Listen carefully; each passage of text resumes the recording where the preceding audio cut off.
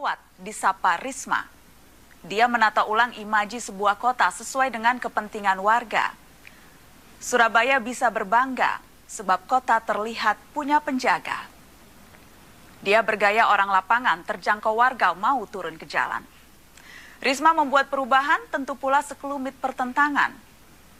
Seorang wali kota kini berkeluh kesah melihat politik mengganggu hatinya. Inilah Mata Najwa, wali pilihan kota. Di tengah kepemimpinannya yang begitu apik dinilai oleh banyak kalangan, kemudian muncul isu Tri Risma hari ini akan mundur dari jabatannya sebagai wali kota. Akankah warga kota Surabaya menerima atau rela kehilangan wali kota mereka, Tri Risma hari ini? Jadi kalau bisa menurut saya ya diteruskan aja dulu. Dan sebenarnya insya Allah kalau dia menyalonkan lagi itu kalau menurut saya 100% dia menang. Sayang sekali Surabaya seperti ini kok sudah ditinggalkan sama Bu Rismanya gitu. Mentalnya itu harus seperti baja, digoyang apapun, tapi kalau mau memang kontribusi untuk rakyat tetap harus bertahan gitu loh. Saya merasa Bu Risma itu seperti akar sebuah pohon. Jadi dia itu berusaha mencari makanan meskipun berada di bawah, ya. Tapi kan demi untuk menegakkan sebuah pohon supaya rindang, supaya itu bagi saya dia itu sebuah akar gitu loh. Jadi sangat sayang kalau beliau itu mundur.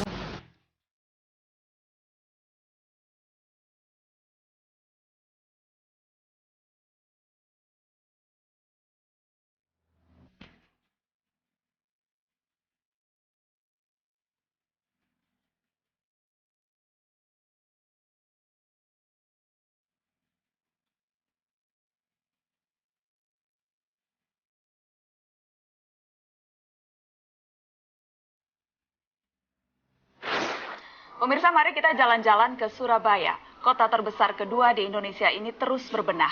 Bahkan sang wali kota punya mimpi menjadikan Surabaya sebagai kota terbaik dunia. Bukan hal mudah karena selalu ada pihak yang tak suka dan hanya pandai berkeluh kesah. Telah hadir di studio Mata Najwa, wali kota Surabaya Tri Risma hari ini. Selamat malam Bu Risma. Selamat malam, Mbak. Terima kasih banyak sudah hadir di Mata Najwa. Selamat. Bu Risma, saya mau mulai bertanya dengan hal yang sempat menjadi kontroversi selama seminggu terakhir ini. Katanya wali kota Surabaya Bu Risma akan mundur dari jabatannya. Sempat ramai di sosial media, sempat ada hashtag Save Risma karena semua khawatir betul tidak nih wali kota Surabaya akan mundur. Sempat heboh. Apakah memang pernah terbersit niat mundur?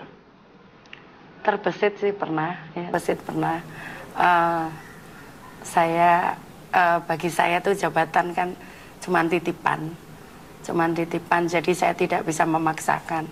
Kalau saya tidak bisa ya sudah.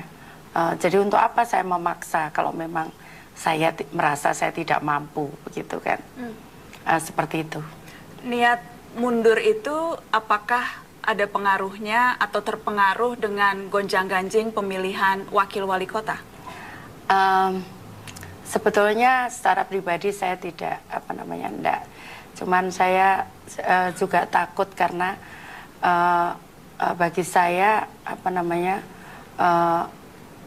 prinsip aturan itu harus dipegang. Tapi Ibu juga melihat ada prosedur yang tak semestinya, ada kesalahan dalam mekanisme sehingga akhirnya sekarang wakil wali kota terpilih sudah dilantik. Memang ada yang memang ada yang protes gitu, kemudian dari anggota panle itu kemudian saya diberikan suratnya gitu. Dari situ saya juga sempat takut gitu kan, karena bagaimanapun itu juga nanti ke depan juga saya juga akan terpengaruh dampak saya ke saya gitu. Saya tidak ingin saya mengetahui, kalau saya tidak tahu itu mungkin Tuhan memaafkan saya. Saya punya prinsip begini, contohnya misalkan, saya selalu sampaikan ke lurah, ke camat saya, kalau kamu tahu, kalau saya sudah menyampaikan ini, jadi kalau saya tidak tahu, berarti yang saya lakukan bukan saya. Suatu saat nanti pertanggungjawaban Tuhan bukan di saya, gitu kan? Karena saya tidak tahu, Dan itu kan tidak mungkin saya kenapa ada camat, kenapa ada lurah begitu.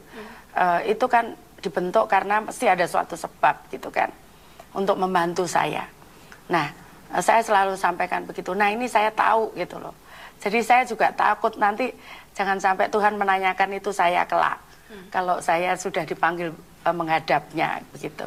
Tapi apakah Anda sempat diajak bicara soal orang nomor 2, sempat diajak berembuk begitu? Karena kan ini posisinya wakil.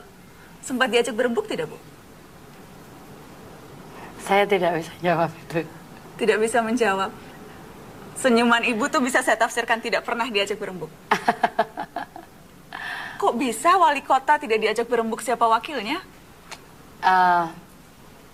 Yes, itu mekanisme mungkin ya. Yang jelas sekarang wakil wali kota sudah terpilih, Ibu. Dan terpilih juga dari partai yang dulu mengusung Ibu Risma. Partai sendiri komunikasinya selama ini dengan wali kota yang diusung seperti apa?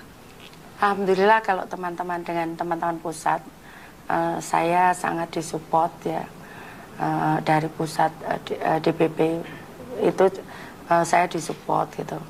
Nah, apa namanya, memang mungkin penerjemahannya yang saya juga menerjemahkannya kan, memang saya tidak belajar politik, saya bukan background saya politik, mungkin saya tidak sama gitu pola pikir saya. Tapi memang kan saya hanya berprinsip bahwa tanggung jawab saya adalah masyarakat Surabaya untuk bisa lebih sejahtera begitu. Dan itu saya harus bertanggungjawabkan juga nanti di hadapan Tuhan. Jadi ini bukan soal bukan soal saya, itu yang mungkin saya tidak bisa memang. Mungkin karena memang saya tidak pandai. Bukan politisi. Iya, memang jadi mungkin jadi itu. di tahapan pusat, DPP dan sebagainya harmonis, tapi ketika kita bicara tingkat lokal, memang tampaknya ada masalah wali kota dengan. Ya, saya mungkin karena tidak mengerti menerjemahkannya. Tapi gitu. kebijakan-kebijakan yang diambil seorang wali kota kan juga perlu dukungan politis, terutama di DPRD, Ibu. Ya, selama ini alhamdulillah saya tidak ada masalah, program kita juga jalan karena memang masyarakat membutuhkan itu. Jadi DPR pun juga tahu bahwa ternyata yang kita sampaikan masyarakat juga membutuhkan gitu. Dan mereka juga bahkan sering marah, yang diapresiasi DPR oleh masyarakat, diberi ucapan terima kasih dan sebagainya. Seperti itu. Jadi artinya kalau memang program itu bisa dirasakan pemerintah, mungkin memang akhirnya masyarakat masyarakat bisa merasakan kan. Nah, semua happy begitu. Jadi hubungan dengan partai pendukung terutama di tingkat lokal itu tidak terlalu Anda pikirkan? Jadi begini, saya harus memilih, Mbak. Saya begitu jadi wali kota kan saya tidak boleh saya harus adil. Itu masalahnya. Di situ itu beratnya di situ. Jadi kan saya harus tidak boleh membedakan ini kaya, ini miskin, ini hitam, ini putih. Enggak boleh seperti itu. Ini tua, ini muda, ini kecil, ini besar. Begitu enggak boleh karena disitulah letak kesulitan paling berat di situ. Karena saya harus adil itu. Bisa jadi banyak tekanan secara politis ke beliau yang membuat beliau agak tertekan lah. Kok terlontar statement seperti itu. Tapi saya yakin dari awal bahwa beliau tidak seperti itu memandang kita. Makanya begitu kita ketemu ya semuanya sudah cair semua. Ya, saya kira sebagai wali kota itu juga merupakan jabatan politik ya. Karena juga dia dikontrol oleh partai politik, dikontrol oleh masyarakat, dia diangkat oleh partai politik. Itu yang saya kira perlu penyesuaian oleh Ibu Risma. Mobilnya polisi patroli itu pakai. Dipersembahkan oleh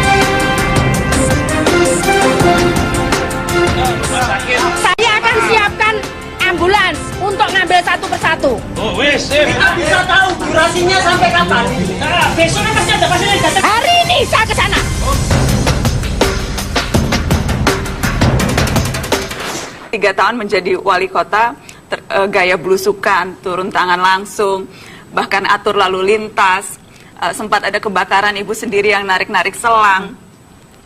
Itu memang menurut Ibu gaya yang paling pas untuk mengatur kota, walaupun gaya koboi memang harus jadi koboi? Yang saya tahu bagaimana itu percepatan saja. Saya tidak tahu itu gaya apa ya.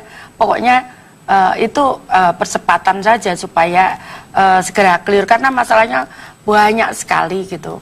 Masalahnya banyak sekali yang harus saya tangani gitu. Jadi kalau itu cepat selesai, saya kan bisa menyelesaikan yang lain. Itu saja pikiran saya. Jadi saya tidak memikirkan apa ini pantas atau enggak seorang wali kota begini, saya enggak mikir itu. Tapi ini cepat selesai sehingga saya bisa nangani yang lain. Gitu. Karena memang ada sih Bu yang bilang begitu, bilangnya aduh ini kok wali kota itu kan harusnya hanya mengontrol, kemudian memastikan pegawainya melaksanakan tugas, merangsang ide-ide, tidak perlu langsung sampai ngatur lalu lintas, itu katanya lebay Bu. Bukti kenapa saya turun itu cepat sekali. Begitu saya tangani, pernah suatu saat saya ke Jakarta. Nah itu saya macet di jalan. Saya sebelumnya pengen lihat di bawah karena saat itu hujan. Saya pengen ngontrol saluran, tapi tiba-tiba supir saya melewatkan saya di tol. Nah ternyata di tol itu macet. Kemudian saya cek kenapa. Oh ternyata sudah mulai jam 4 sore. Saya posisi di Jakarta, saya nggak tahu.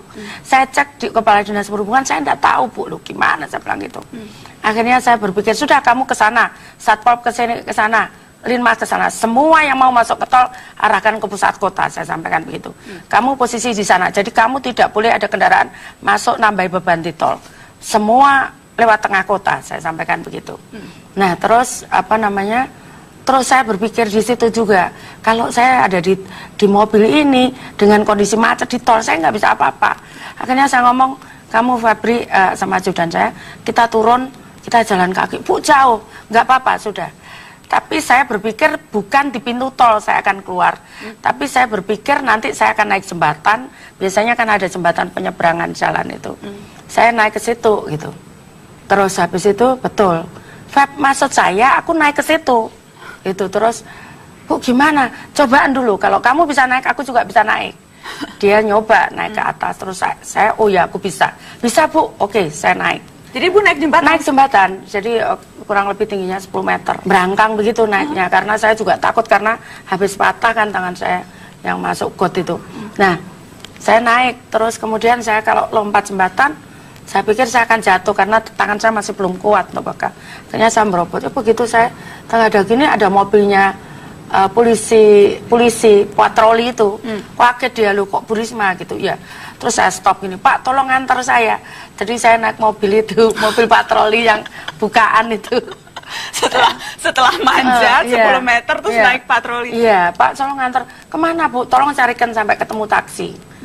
Terus tadi kan saya sudah merintahkan Linmas di sini, Satpol di sini, Disub di sini. Saya ngomong saya posisi di sana. Oke, saya cegat di situ. Kurang lebih saya nyampe situ jam 11:30. Jam 12 supir saya sudah kembali ke tempat saya, sudah jemput saya. Saya ngatur di situ setengah jam, berarti clear kan setengah jam. Yang tadi saya sampaikan, saya tidak butuh orang ngomong apa tentang saya. Masalah saya banyak gitu. Kalau saya tidak cepat selesai, berapa kerugian orang dapat dari macet itu? Warga saya jadi stres kayak gitu kan. Nah, kenapa saya tidak butuh orang mau ngomong apa tentang saya, tidak butuh. Tidak butuh, tidak peduli. Saya tidak peduli karena saya bertanggungjawab di hadapan Tuhan. Gitu. Kita ada cuplikan tayangan ketika Ibu juga marah-marah di pasar, Bu. Saya ingin pemirsa melihat dan nanti saya minta konfirmasi apakah memang gaya Ibu Risma tuh senangnya marah-marah seperti itu. Kita lihat sama-sama, Bu.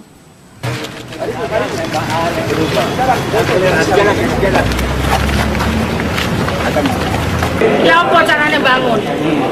Siapa yang bisa jelaskan ke saya? Kalau saya ngomong sudah salah ini. Ayo, sudah. Bongkar, kalau tidak dibongkar, kita berhentikan. Tepuk tangan, kalau tidak dibongkar, diberhentikan. Itu Ibu marahin siapa Ibu itu? Ada investor, jadi apa namanya, ya memang salah digambar di perencanaannya. Dia bangunnya tidak sesuai gambar perencanaan gitu. Ibu selalu sangat detail memeriksa setiap proyek seperti itu, mengecek, mengontrol langsung dan marah-marah kalau itu tidak sesuai perencanaan? Iya. Nggak capek Bu? Itu tadi saya bilang kan, saya ke porsi saya segini. Kalau saya ditambahi lagi, saya nggak bisa.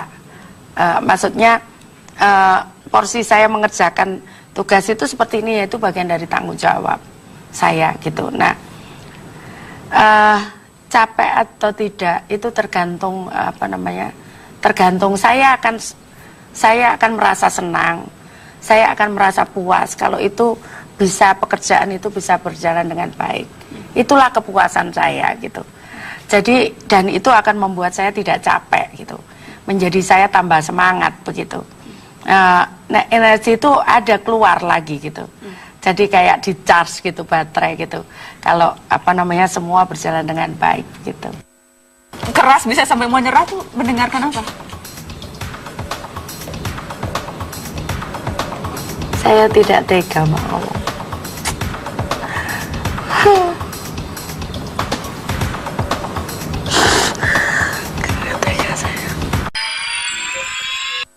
Dipersembahkan oleh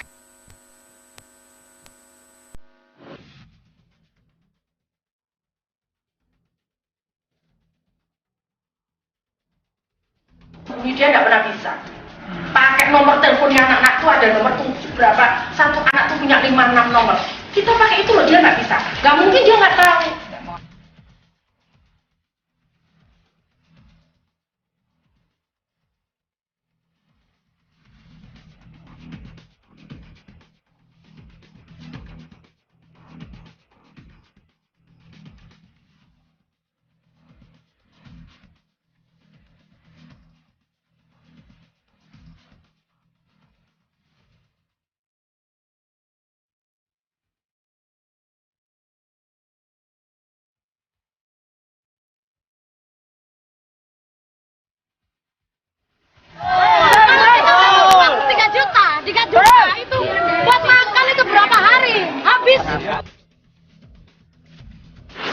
Bu Risma, salah satu kebijakan Anda yang kini menjadi begitu kontroversi karena banyak yang protes, dan yang protes bukan hanya mereka yang terkena dampak langsung, tapi juga orang-orang yang melihat menutup lokalisasi itu tidak menyelesaikan masalah, malah menambah masalah baru, Ibu. Ya awalnya saya juga berpikir gitu. Jadi awalnya saya juga berpikir gitu. Jadi itu adalah perjalanan panjang saya. Kemudian saya menetapkan itu. Pada awal-awal saya menjabat wali kota, saya didatangi oleh 20 kiai. Nah, kemudian saya sampaikan saat itu, kiai, saya kan belum bisa memberikan makan mereka semuanya. Kemudian, gimana Bu Wali? Oh ya, saya bilang, bagaimana mungkin mereka kan harus memberikan makan kepada keluarganya. Kemudian,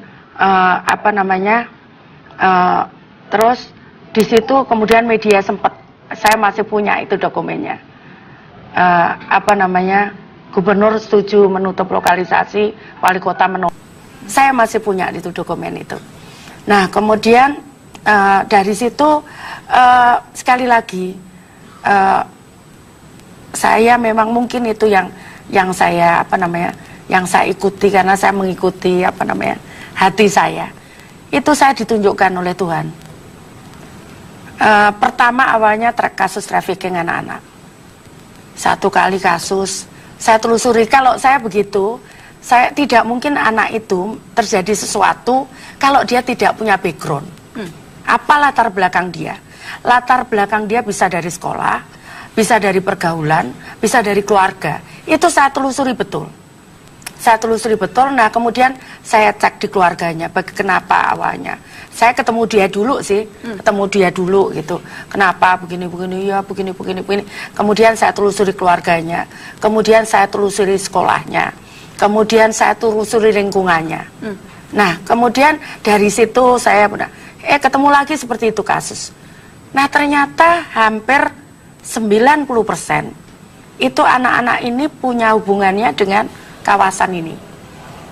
Entah dia anak dari situ, orang tua di situ, entah dia pernah tinggal di situ, kemudian entah sekarang juga dia masih tinggal di situ, kayak gitu. Nah, dari situ kemudian saya turun ke sekolah juga.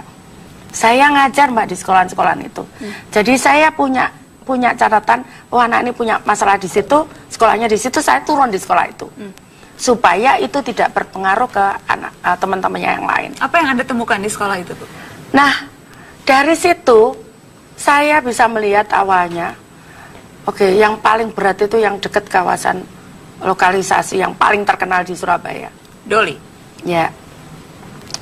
1 jam biasanya anak-anak itu setelah saya ajak ngomong, itu kemudian nangis mereka, ngeluh gitu. Sampai mereka mau curhat ke saya tuh antri. Kadang sampai 10 orang gitu. Mau curhat ke saya, cerita tentang bagaimana keluarganya, cerita masalahnya, tentang apapun pergaulannya, dia cerita ke saya. Saya bawa psikolog kalau ke sekolah itu minimal 5 orang. Nah kemudian saya tampung, ya saya peluk begitu. Nah nanti setelah itu saya kumpulkan, saya selalu minta ruangan sekolah itu saya kumpulkan, terus di situ ditangani psikolog. Nah ada satu tempat itu yang di kawasan itu tadi. Saya 1 jam itu sama sekali orang kayak itu apa namanya, kosong begitu anak-anak itu. 1 jam mereka tidak tersentuh omongan saya. 2 jam saya berfrustasi. 2 jam ya Tuhan, apa ini yang terjadi? Begitu saya ngomong pingsan, tiba-tiba 1 anak plak, pingsan lagi, 2 plak, pingsan. Ada 20 anak. Terpaksa saya panggil dokter lah karena pingsan, saya juga takut kan. Saya masuk ruangan, aduh ceritanya. Rasanya saya sudah, waktu itu sudah mau nyerah, sudah. Cerita itu, sudah selesai. Apa Bu ceritanya? Sampai Ibu, sampai Risma hari ini yang begitu keras bisa sampai mau nyerah tuh mendengarkan apa? Saya tidak tega Mbak ngomong.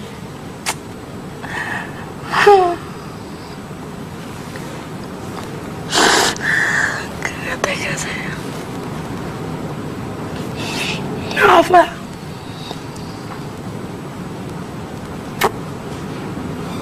Kaitannya dengan prostitusi yang mereka dipaksa atau kaitannya dengan keluarga? Ya dua-duanya. Ibu tidak pernah mendengar mereka masih SMP, SMA.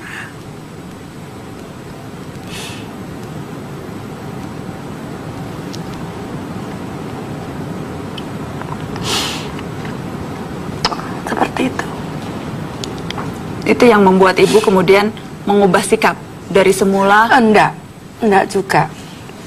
Setelah itu saya ketemu, saya kumpulkan mucikari PSK di rumah saya di bulan puasa. Saya biasanya kalau puasa saya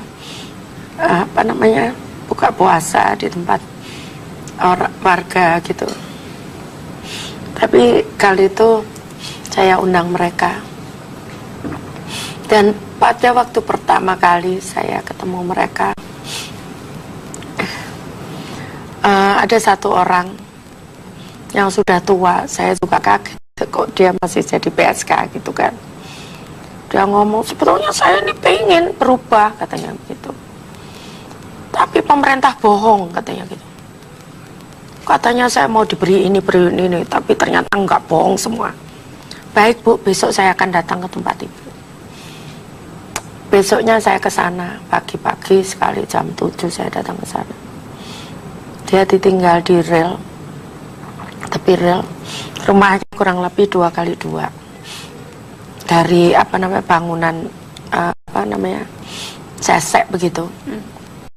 Terus saya tanya, Ibu kenapa? Ini saya punya usaha, ini saya utang di rentenir. Berapa utangnya Ibu? Saya akan bayar segini. Terus habis itu dia cerita lagi, Bu, saya pengen ini, oke, sebetulnya berapa saya akan bantu, saya bilang gitu. Terus sudah selesai, saya ajak dia masuk ke dalam. Sudah Bu, sudah selesai. Saya pengen ngomong dengan Ibu sendiri. Saya ajak dia di dalam, saya masuk di kamarnya, ruangannya tuh hanya separuh untuk jualan, Jadi 2 kali 2 itu separuhnya untuk tidurnya dia. Saya tanya, Bu, mohon maaf ya kalau Ibu tersinggung. Saya juga ingin tahu. Saya mohon maaf sekali kalau Ibu tersinggung. Dan mohon maaf kalau saya salah. Nah, terus saya tanya di situ, Bu, Ibu sekian tahun, Ibu mulai umur berapa jadi PSK? Dia sampaikan 19 tahun. Ibu sekian tahun jadi PSK, kok kenapa Ibu tidak bisa nabung? Kenapa di saat Ibu sudah selesai, Ibu itu usianya kurang lebih 60 tahun. Masih jadi PSK, Bu, usia 60 tahun? Ya.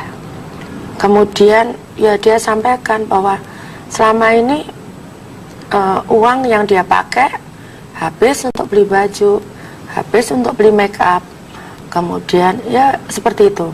Nah, sehingga saat dia tua dia tidak punya apa-apa. Nah, kemudian saya tanya lagi, Bu, mohon maaf ya, sekali lagi saya mohon maaf kalau saya salah. Ibu sudah sepuh begini, terus siapa pelanggannya? Itu yang membuat saya kemudian tergerak. Tapi mungkin itu Tuhan membukakan saya begitu. Siapa, Bu, pelanggannya PSK usia 60 tahun? Anak SD SMP. Anak SD? Karena dia punya uangnya 1.000-2.000 diterima sama dia. Pelanggan PSK anak SD, Bu? Itu yang Ibu dapatkan?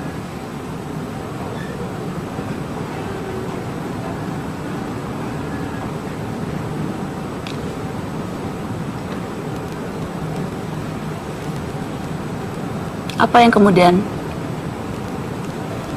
Ibu lakukan, Bu, setelah mendengar pengakuan itu? Ya, saya kumpulkan kepala dinas. Saya pamit ke keluarga saya. Kalau saya mati, nangan ini tolong diikhlaskan. Tidak boleh ada keluarga saya yang nuntut atas kematian saya. Akhirnya saya sudah saya tak lapor KPK aja. Gitu. Lapor KPK, dan kemudian Ibu memang melapor KPK? Iya, terus saya lapor KPK itu. Jadi itu sudah tidak ada, saya sudah tidak ada sudah tidak bisa lagi bagaimana ngamankan ini kan. Bingung saya terus terang. Dipersembahkan oleh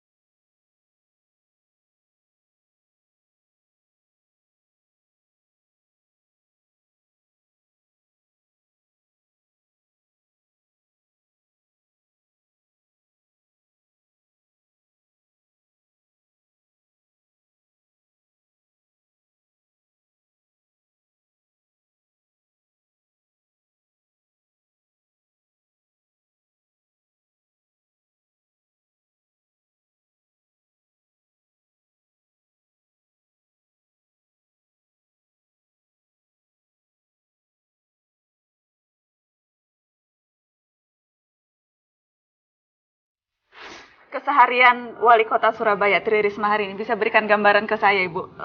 Berangkat jam berapa? Kan biasanya saya membaca Ibu selalu berangkat, selalu ada belusukan, memastikan hal-hal sudah sesuai, kemudian baru ke kantor. Gambaran kesehariannya seperti apa? Ya, saya pagi 5:30 paling lat itu sudah keluar rumah. Orang tidak bisa nerka saya juga kadang tidak tahu saya mau kemana. Tiba-tiba saya ngomong sama ajudan saya mau ke barat, saya mau ke utara. Saya itu tanpa perencanaan, tapi biasanya ada khusus fokus. Saya hitung gitu. Jadi jam berapa saya paling pagi acara saya yang sudah komitmen gitu kan. Nah, di luar itu kan aturannya saya buat sendiri gitu kan. Yang di luar komitmen itu. Nah, itu saya ketemu gitu. Nggak tahu itu mungkin yang saya percayai sekarang. Itu saya ditunjukkan oleh Tuhan bahwa saya harus lewat ke sana. Nanti ketemu aja di situ. Apa misalnya, ketemu, Bu? Contohnya ketemu misalkan tiba-tiba saya nemukan loh anak ini kenapa pagi-pagi kok duduk di gardu gitu, berdoanya orang, kenapa anak ini gitu. Oh ternyata setelah saya cek itu anaknya siapa, kok pagi-pagi duduk di situ. Terus oh iya Bu, ini ibunya udah meninggal, ditinggal bapaknya. Terus sekarang siapa yang lawat? Tetangganya. Terus saya undang tetangganya, saya ajak ke kantor kelurahan, saya panggil dinas sosial. Ini kalau tak ambil boleh enggak? Saya bilang gitu. Kalau diambil tetangganya kan saya juga khawatir bagaimana pendidikannya, bagaimana. Oh iya Bu, akhirnya tetangganya, ayo saya lihat, saya kan punya apa namanya kayak asrama begitu. Kita ajak ke sana tetangganya supaya dia yakin bagaimana kami memelihara anak-anak, merawat anak-anak. Nah kita ajak ke sana tetangganya, oh ya Bu Risma, sekarang di sana anak ini. Dan anak ini ternyata luar biasa sekarang. Itu ditemukan dari belusukan? Iya. Apalagi yang Ibu temukan biasanya kalau belusukan pagi? Kadang itu, kadang juga proyek nggak beres gitu kan. Proyek nggak beres gitu. Jadi seperti yang tadi Ibu marah-marah itu? Kalau itu kan memang ada laporan. Jadi kadang saya jalan gitu, ini proyek kok kayak gini gitu. Terus habis itu ya saya tunggu kamu di sini. Coba ya, saya selesaikan di situ juga gitu. Saya tunggu di sini. Ini coba kenapa proyek kayak gini? Ini kenapa belum ini gitu. Kayak seperti itu. Jadi apa namanya? Memang kadang-kadang kayak ada mengatur begitu. Tapi pasti nemu sesuatu saya. Dan selalu Ibu begitu menemukan sesuatu harus langsung selesai? Iya, harus selesai. Karena kalau enggak kan tertunda. Nanti kan ada masalah berikutnya. Saya kan harus ngurus yang lain gitu. Nanti kalau enggak kan rangkep gitu di situ. Nah, kalau saya berdiri di situ kadang-kadang terus warga ngadu soal apa, macam-macam. Soal sekolah, soal apa, sampai soal PDAM macet, soal apa di situ. Ya udah saya selesaikan di situ. Bu Risma, saya juga ingin membahas soal yang sempat ramai dan sampai sekarang pun masih terus ramai soal KBS, kebun binatang. Dari kacamata Ibu, karena ada banyak sekali info berseliweran, ada banyak yang terlihat nyata di media adalah ini ada banyak kubu. Ada kubu ini, kemudian perseteruan tidak habis, masing-masing saling klaim kebenaran. Apa yang Ibu lihat sesungguhnya persoalan KBS? Saya terus terang juga sebenarnya awalnya tidak tertarik. Saya kan sebetulnya awalnya tugas saya kan, saya pikir ya manusia lah di dalam kota itu kan manusia. Makanya saya coba sekolah semua saya fasilitasi, termasuk anak miskin, termasuk itu. Nah, terus di berikutnya tiba-tiba ada yang datang ke saya, pengen jadikan KBS itu ada bangun hotel di situ dengan alasan uangnya tidak cukup untuk memelihara binatang tadi, restoran. Nah, makanya saya juga enggak bisa saya sampaikan begitu. Enggak bisa, ini kebanggaan warga Surabaya. Dan ini pernah menjadi sejarah, dicatat di dalam sejarah Indonesia. Ini kebun binatang terbesar di Asia. Tidak bisa saya katakan begitu. Nah, karena tanahnya pemerintah kota, atas nama pemerintah kota itu, tanahnya saya bilang udah sampai alih. Gitu. Nah, tapi ternyata di perjalanan itu konflik itu terus gitu. Sampai bingung kan, saya sudah sampaikan, sampai media asing nulis kan. Saya Zoo pikir, of Death? Iya. Malu Ibu ketika membaca itu? Ya malu, ya enggak, karena saya enggak ngelola gitu kan. Tapi saya yakin memang media pasti nyalakan saya, media asing, karena saya wali kota, biasanya kan wali kota harus nangani itu semua gitu. Nah, kemudian dari situ, setelah kita dapat izin operasional, ya ternyata setelah saya kan minta dikaji oleh Universitas Erlangga tentang bagaimana kondisi binatangnya, kan saya harus begitu. Kalau saya ambil alih kan titik nolnya harus kelihatan kan. Ternyata banyak yang sakit binatangnya, sudah banyak yang tua. Kemudian pengelolaannya juga tidak benar, kemudian ada proses hukum, masalah-masalah di dalamnya. Itu dianalisa oleh UNAR. Nah, terus kejadian yang saya terakhir itu, kemudian saya sudah nggak betah lagi saat ada harimau tergantung itu kan. Itu meskipun saya tidak mentolo lihatnya saya gini, Bu lihat gambarnya saya begini mimpin rapat karena saya sudah bayangkan apa gitu. Coba Bu masa begini, saya antara berani tidak gitu ngelihat itu. Akhirnya saya sudah saya tak lapor KPK aja, gitu. Lapor KPK dan kemudian Ibu memang melapor KPK. Iya, terus saya lapor KPK itu.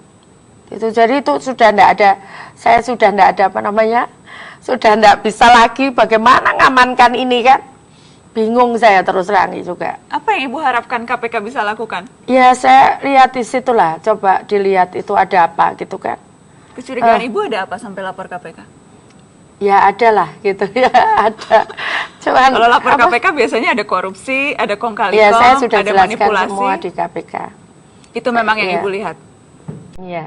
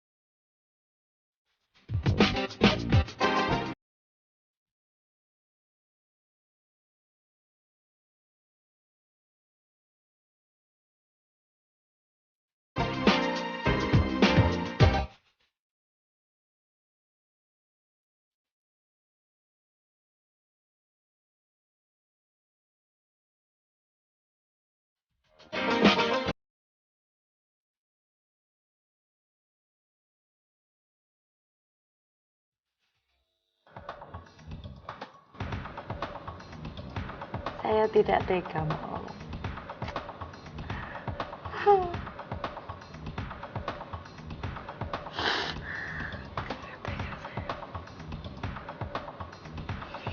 Apa?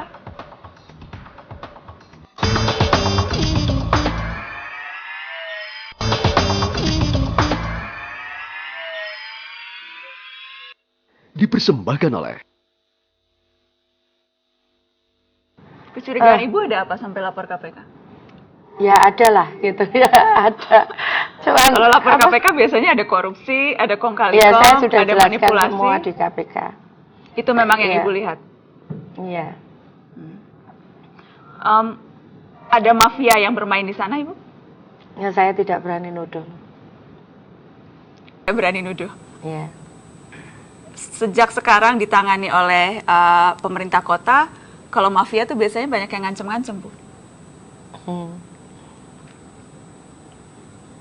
Saya tadi kan sampaikan yang apa namanya, saya sudah ikhlas kalau itu pun terjadi pada saya. Semua ini hanya titipan. Tinggal Tuhan kapan ngambilnya, saya tidak tahu. Itu rahasia ilahi. Saya tidak tahu nanti sore, nanti malam, besok pagi, saya tidak tahu. Kalau Ibu ikhlas, tapi keluarga bagaimana, Bu? Saya sudah sampaikan, itu resikonya. Resikonya dulu waktu saya dicalonkan, saya tanya ke dia, ke mereka. Meskipun sebelumnya keluarga saya juga tidak ikhlas saat itu saya jadi wali kota. Tapi karena saya juga nggak ngira jadi juga, gitu kan, tiba-tiba jadi, ya sudah, saya jalani takdirnya Tuhan aja. Termasuk ancaman ke keluarga, saya ingat dulu Ibu pernah bercerita, apakah masih ada ancaman-ancaman itu? Ada, kemarin malah anak saya difitnah. Anak saya itu di sebelah saya, persis duduk di sebelah saya gini. Malam kebetulan kan saya sakit, saya nggak keluar, jadi dia nungguin kalau saya sakit itu. Dia nggak keluar, diancam katanya, sempat dilaporkan karena kena narko, ditangkap polisi di Jakarta. Anak saya di depan saya begini, gitu. Ya begitulah. Jadi keluarga pun sudah paham resiko-resiko. Ya saya kira mereka juga tidak terlalu paham sekali sebetulnya. Makanya saya juga, ya kalau bisa selesai-selesailah. Apakah itu juga yang membuat Ibu kemarin sempat mau mundur karena itu juga, Bu? Ya macam-macam lah, Mbak. Karena itu kan berat sekali, emosi saya kan itu kan lihat anak begitu, kemudian lihat keluarga gitu. Saya harus mulangkan ada suaminya posisi di Kalimantan, ada istrinya posisi di Arab. Saya harus mulangkan mereka supaya selamat begitu kan. Terus macam-macam itu kan mengaduk-aduk emosi, kemudian lihat saluran, lihat apa gitu kan, emosi itu kan karena nggak tahu, saya selalu melibatkan perasaan begitu loh. Jadi akhirnya kan emosi itu jadi berat gitu kan. Begitu. Sempat sampai betul mengirim surat ke DPRD itu betul, Ibu? Apa? Mengajukan surat mundur itu? Belum. Belum. Berarti masih akan kalau belum. Pilihan katanya kok belum, Ibu? Masih ada niatan itu? Nanti dilihat lah, Pak. Pasti banyak yang patah hati warga Surabaya kalau dengar wali kotanya masih ada niat untuk mundur. Ya, saya selama ini saya sudah memberikan yang terbaik untuk warga Surabaya. Semua yang saya miliki saya berikan, sudah. Saya sudah nggak punya apa-apa lagi. Semua sudah saya berikan. Nggak ada lagi yang saya, semualah. Semua sudah saya berikan. Ilmu saya, pikiran saya, bahkan kadang anak saya pun kadang tidak terlalu saya urusi gitu. Tapi saya percaya kalau saya ngurusi warga Surabaya, anak saya suruh diurusi oleh Tuhan gitu. Gitu. Saya sudah berikan semuanya. Jadi saya mohon maaf. Jadi betul-betul Ibu masih berpikir sekarang untuk mundur? Calon wali kota terbaik dunia, penghargaan sudah 51 diterima Surabaya karena wali kota Tri Risma hari ini. Masih tega Ibu berpikir mundur setelah semua ini?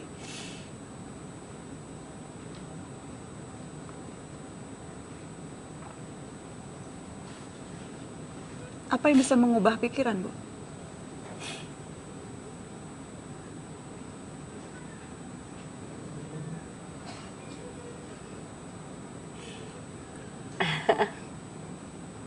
Kita break dulu. Pemirsa tetap di Mata Najwa, kami akan kembali sesaat lagi.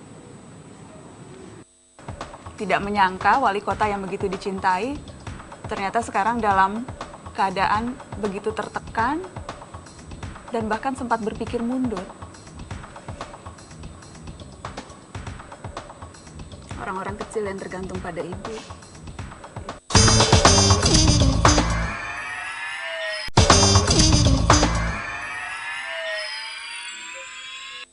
Dipersembahkan oleh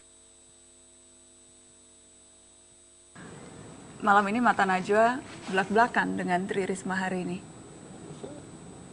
Saya masih rasanya gelo, Ibu. Kalau saya tidak bisa menyuarakan apa kira-kira ungkapan warga Surabaya ketika mendengar wawancara ini. Mereka akan sedih, tidak menyangka wali kota yang begitu dicintai, ternyata sekarang dalam keadaan begitu tertekan dan bahkan sempat berpikir mundur. Tanggung jawab saya, Bu, saya di depan Ibu sekarang ini, tanggung jawab saya untuk bilang warga Surabaya pasti akan banyak yang patah hati dengar wali kotanya seperti ini.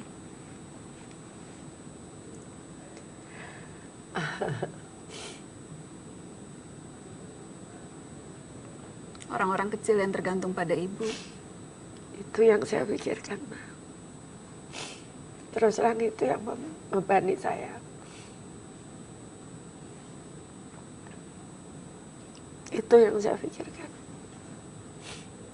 Yang jadi perhatian utama Ibu? Ya, saya cari itu satu-satu. Saya udah buat polisi anak yatim, kita biayai setiap hari kita kasih makan 3 kali sehari. Orang lansia miskin, kita berikan makanan setiap hari 3 kali sehari. Orang cacat.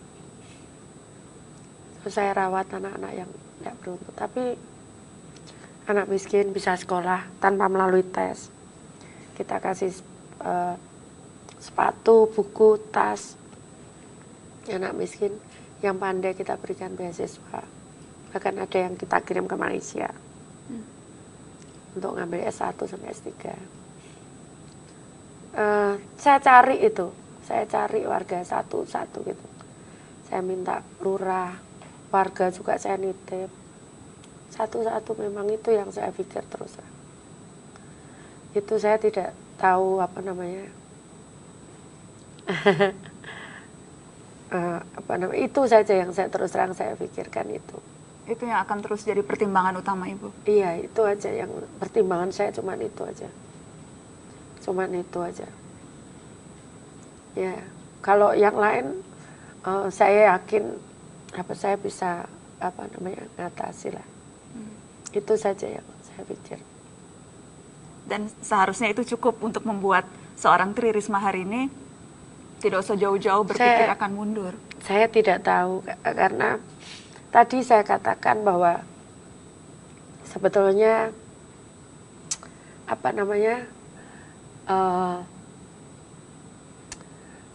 saya ngikuti saja kata hati saya, ya. Tadi saya katakan kan saya kayak diarahkan begitu. Jalan saya ke sana, jalan saya ke sini, begitu kayak diarahkan saja. Kayak mengalir gitu. Kadang saya juga tidak tahu bagaimana gitu cara menyelesaikannya. Tiba-tiba ada jalan gitu. Seperti itu. Saat saya bertanya-tanya gitu, tiba-tiba ada jalan keluar gitu. Itu yang selalu menjadi pertanyaan saya gitu. Bagaimana saya bisa mempercepat warga Surabaya lebih sejahtera, itu terus. Itu yang selalu saya pikirkan. Makanya saya ngomong jangan sampai banjir. Kalau banjir itu orang jadi miskin. Saya katakan begitu karena dia harus beli perabot baru, semua baru itu. Nah, itu makanya saya justru kalau hujan deras, siapapun tamu saya tinggal. Saya keluar. Saya sudah ilmu jurus apa aja, jurus doa, jurus apa aja. Seluruh staf saya ngomong semua doa ya, saya gitu. Semua seperti itu. Jadi paling deg-degan kalau hujan karena banjir. Jadi jurus doa, jurus doa apapun, jurus marah-marah, jurus ngangkuti sampah saya ngambili sendiri supaya air itu bisa lewat gitu saya ambil. Saya cari sendiri gorong yang macet, kenapa berhenti di sini, kenapa berhenti. Saya cari sendiri. Kemarin itu saya sakit, sulnya udah sakit, sudah mau agak enakan, saya keluar sama ayo keluar cari makan sama suami saya, anak saya. Di tengah jalan hujan, paksa saya keluar, terus saya cari dan saya naik mobil. Saya enggak bawa sepatu boot, enggak bawa sepatu, akhirnya saya enggak pakai sepatu. Saya cari, saya ikuti air ini kemana ini, ternyata buntu, ketutup pagarnya orang. Udah bongkar lah saya sampai jam 10 malam itu. Bongkar pagar orang? Iya. Jadi seperti itu. Karena saya tahu ini bikin sakit, bikin itu gitu kan. Gitu. Jadi itu saja yang saya pikir, Mbak. Nggak ada yang saya pikir apa-apa. Nggak ada yang difikirkan, tapi ada yang memikirkan jauh untuk seorang Tri Risma hari ini. Kalau bicara soal pemimpin negeri, Bu Risma, nama Anda sudah sering disebut, bahkan 2 kali berturut-turut masuk survei Bursa Capres. Calon presiden yang bisa memimpin negeri itu ada pada diri Tri Risma hari ini. Saya enggak tertarik. Nggak tertarik, Ibu? Enggak. Yang lain banyak yang kepengen loh, Bu. Ya biar aja. Saya enggak tertarik. Kenapa nggak tertarik, Bu? Aduh. Surabaya aja cobaannya kayak gitu. Mbak, jadi presiden itu kan cuma 1, jadi gubernur cuma 1, wali kota cuma 1. Sekian juta orang itu gantungkan nasibnya kepada kita. Itu kan berat sekali. Bagaimana nanti bertanggung, masa saya tidak boleh masuk surga hanya karena ada orang ngomong itu zamannya wali kota Risma saya hidup saya sengsara kayak gitu. Terus saya enggak masuk surga terus. Nggak mau lah saya. Tapi bahwa kemudian nama Ibu diperhitungkan untuk bisa masuk dalam bursa, itu rasanya tersanjung, Enggak, risih, saya sungkan, apa rasanya apa Bu? Nggak ada, saya enggak pernah baca itu. Makanya saya bacakan ke Ibu sekarang. Saya nggak Rasanya pernah baca. risih tidak Bu? Atau malah alhamdulillah senang? Enggak, ya kan saya kan enggak boleh apa namanya, itu kan dia punya hak juga kan. Kalau perasaan saya nggak ada sama sekali, nggak ada, boleh dicek. Kalau dulu zamannya Umar bin Khattab itu dibelah dadanya, saya siap juga Dibelah dicek Apa apa yang ada di hati saya, nggak ada itu. Ada ya? Kepingin itu nggak ada sama sekali. Disebut-sebutnya yang bisa menyaingi Jokowi. Alah biar aja. Kalau Ibu sendiri menilai sosok Jokowi seperti apa?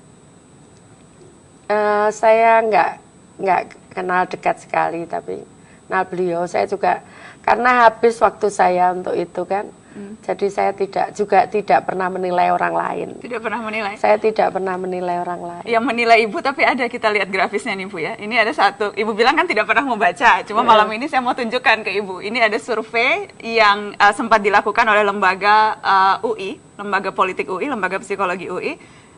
Surveinya itu menyebut mencari pesaing Jokowi, dan nama Tri Risma hari ini ada di nomor 1. Ada nama Basuki Cahayapurnama, ada nama Anies Baswedan, ada nama Abraham Samad, tapi yang nomor 1-nya Risma. Ini jadi apa namanya, punya tanggung jawab kok jadi pesaing-saingan. Itu berat loh Mbak, tanggung jawab itu. Kok jadi saing-saingan? Yang dianggap bisa menyaingi kalau masuk dalam bursa. Tidak ada niatan sama sekali ke sana. Enggak.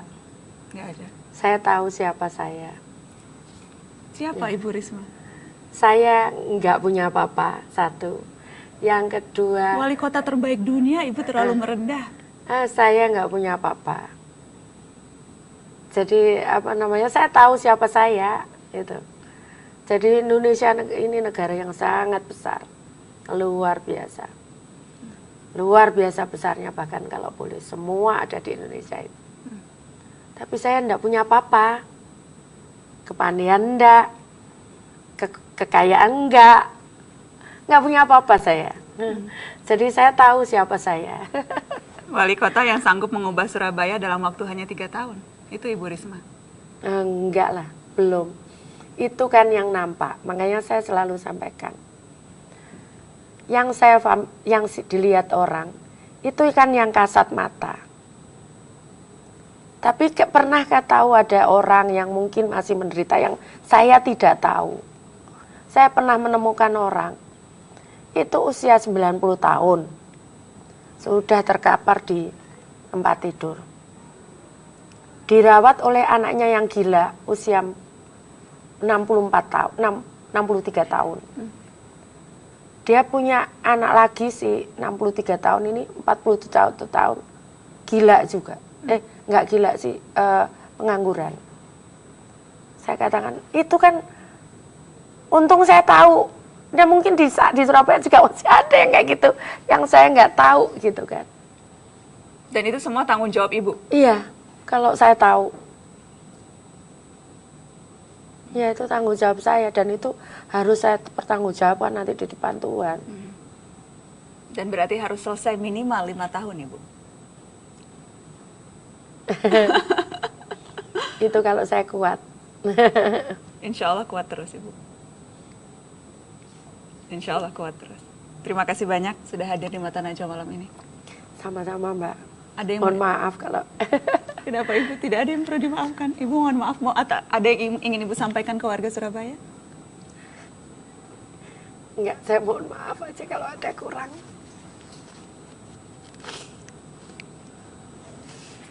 Ke warga Surabaya.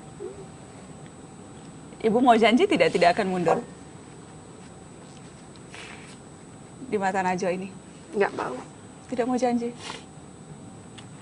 Kenapa Ibu takut tidak bisa ditepati? Apa yang bisa dilakukan untuk mengubah pikiran atau memantapkan hati?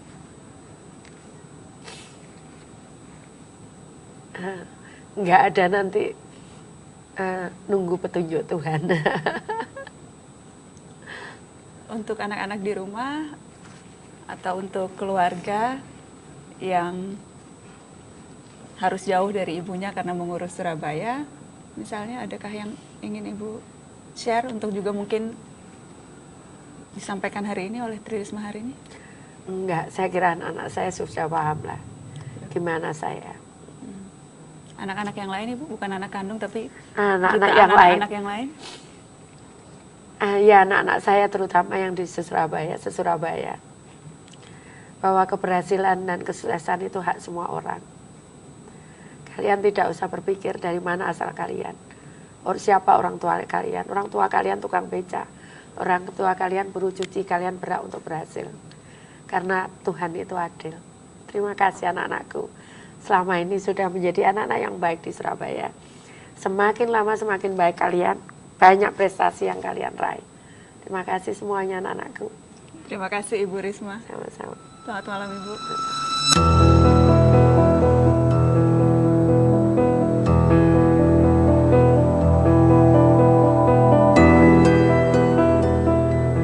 Tri Risma hari ini adalah yang sedikit wali kota pekerja berorientasi publik. Tentu kebijakannya tak bebas celah. Ada yang tak puas dan tak menyukainya. Tapi lihatlah kini kota Surabaya. Mungkin pikiran bebas kita bisa terbuka. Risma melakukan hal yang benar menjaga kota dari dominannya logika pasar. Apa yang disebut kepentingan warga, gamblang menjadi pusat perhatiannya. Dia tahu faedah belusukan langsung ke warga untuk mengerti persoalan. Kini Risma bersuara lelah. Kedaulatannya sebagai wali kota dibuat goyah. Politik menggerogoti kepemimpinannya. Ihwal mundur berada di benaknya. Jika kuasa berarti pengabdian, sudah selayaknya Risma tetap bertahan.